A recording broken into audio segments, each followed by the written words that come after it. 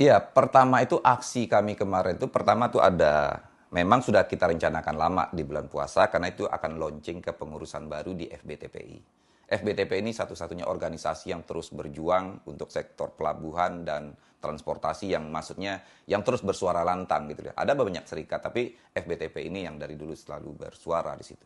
Nah, kedua, kita merespon masalah kemacetan beberapa waktu yang lalu. Kemacetan itu parahnya luar biasa itu kendaraan bisa sampai 16 jam tidak bergerak sama sekali. Itu kemacetan itu di tol yang mau keluar dari Pelumpang itu entah sudah sampai kemana. Macet ke Ancol, dari Cilincing, dari Marunda, semua stuck. Karena semua itu terkunci di pelabuhan titik utamanya itu NP City One. Nah, kami anggota kami kan banyak sopir. Kami tahu problem itu sudah problem permasalahan yang sudah bertahun-tahun nggak pernah terselesaikan gitu loh. Dan kami sudah bersuara, bahkan 2 bulan sebelum itu, kami juga aksi ke kantor Pelindo menuntut proses bongkar muat yang cepat karena itu menimbulkan kemacetan. Dan kita bikin kesepakatan, ada 5 poin kesepakatan dengan Pelindo pada waktu itu. Tapi tidak ada satupun yang mereka jalankan.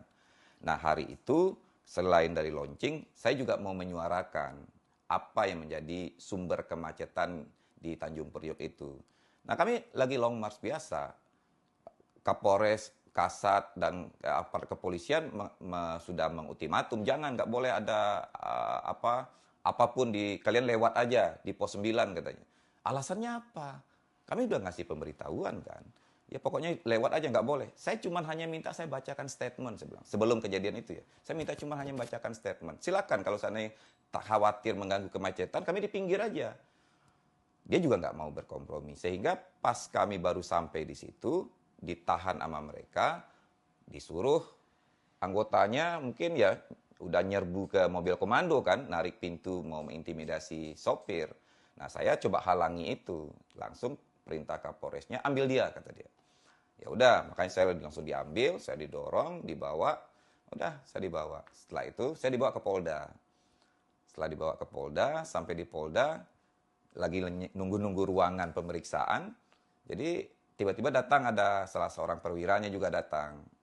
Lalu dia ngajak saya. Setelah itu dia ngobrol lah di ruangan dia. Terus setelah itu dia telepon, dia mengatakan udah abang harus kami antar lagi ke Tanjung Priuk katanya. Ya udah makasih saya bilang. Jadi saya nggak sempat diperiksa, nggak ada yang ditanyakan apa-apa, nggak ada BAP apa-apa. Jadi baru nyampe sekitar 40 menit. Setelah itu saya dibawa lagi Jadi ke memang Tanjung Priok. berdasarkan itu saja ya, arahan jangan sampai di pos 9 berhenti gitu. Iya, Hanya itu saja hanya itu saja. permasalahannya. Jadi nggak boleh lah saya menyampaikan statement kami terkait kemacetan itu.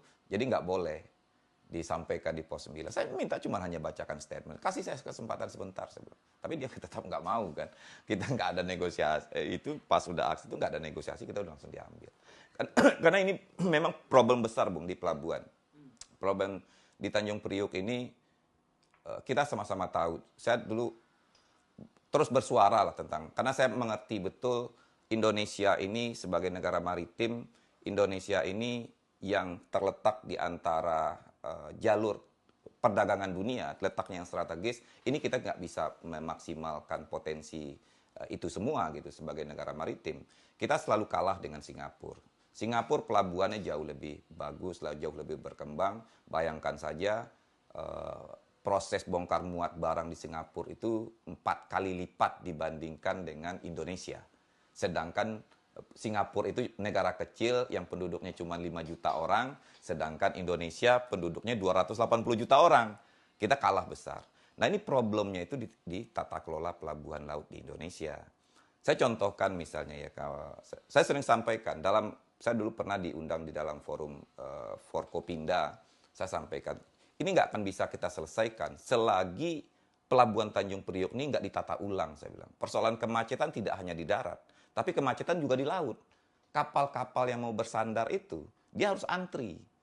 Nah, kenapa yang menjadi problemnya ini? Saya bilang, karena semuanya terpusat di pelabuhan Tanjung Priok.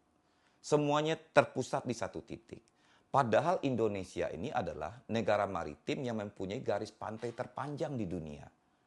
Tapi semua pelabuhan penumpang di Priuk, intersuler antar pulau itu di Priuk, ekspor impor di sini, Vopak itu BBM di situ, gas di situ, semua kapal-kapal besar kan. Lalu yang paling mirisnya, pangkalan militer juga di situ. Coba bagaimana pelabuhan niaga terbesar 70% keluar masuk barang di Indonesia, modelnya skemanya seperti itu. Harusnya numpuk kan ke satu titik kan. Itu kan nggak strategis. Saya udah pernah sampaikan, itu Vopak. Kenapa diizinkan oleh Pelindo untuk dibangun depo BBM-nya? Coba kalau seandainya kejadian seperti di Pertamina, itu terbakar. Tentu efeknya akan luas. Pelabuhan laut akan bisa berhenti kan, karena itu persis di tengah pelabuhan gitu. Kedua, pangkalan militer. Kenapa Komando Lintas Laut Militer kita itu ada di tengah-tengah pelabuhan niaga?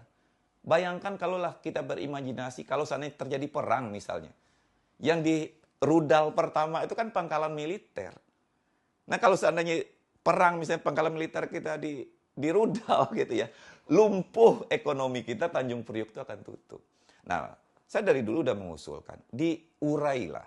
Kita kan punya garis pantai yang panjang. Di mana misalnya untuk BBM.